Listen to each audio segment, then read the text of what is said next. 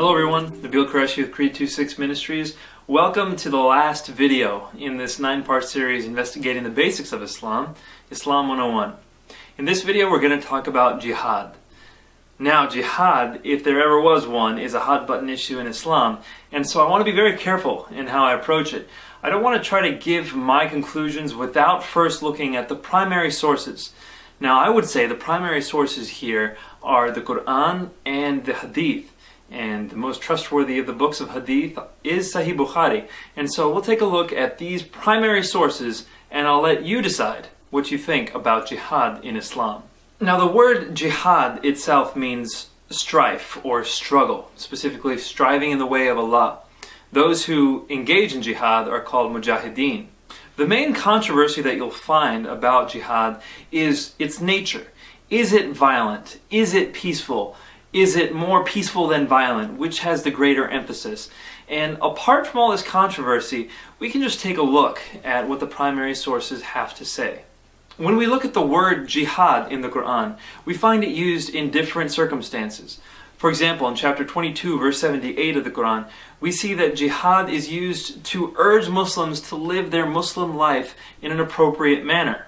This is at least overtly quite peaceful. The same can be said for chapter 60, verse 1 of the Quran. The word jihad is used again, and in this case it's describing people who are striving in order to do what Allah asks them to leave certain people whom Allah dislikes. So in certain circumstances within the Quran, the word jihad is used outside of any overtly violent connotations. But there are instances in the Quran where the word jihad is used in violent contexts. When you look at chapter 9, verses 16 through 19, the word jihad is used twice. Well, what's the context of these verses? Muslims are being urged to fight against polytheists. They're told that this jihad is much more valuable than taking care of a mosque or giving water to a pilgrim.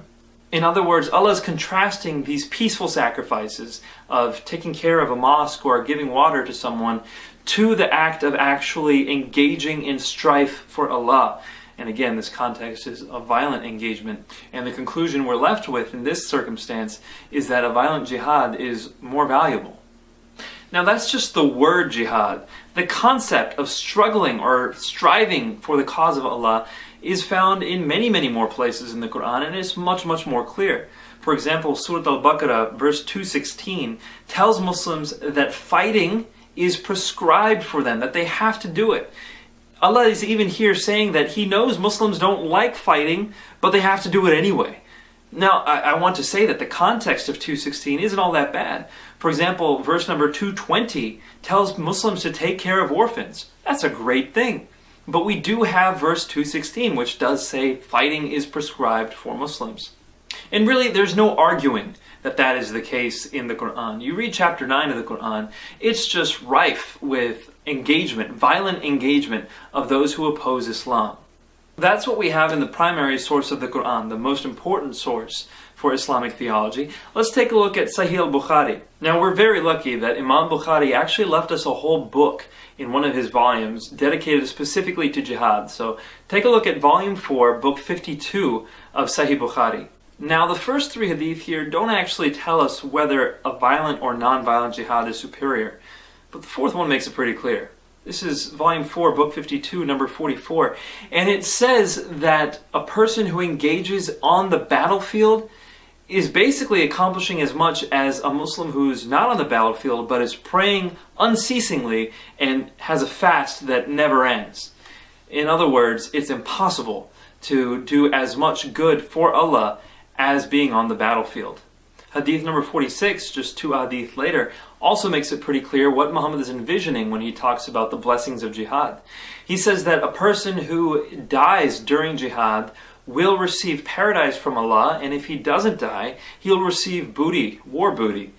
Well, it's pretty clear then. He's talking about someone who's engaged in a physical battle. Hadith number 50 says that a single endeavor of fighting is worth more than the forenoon and the afternoon and everything that's in it.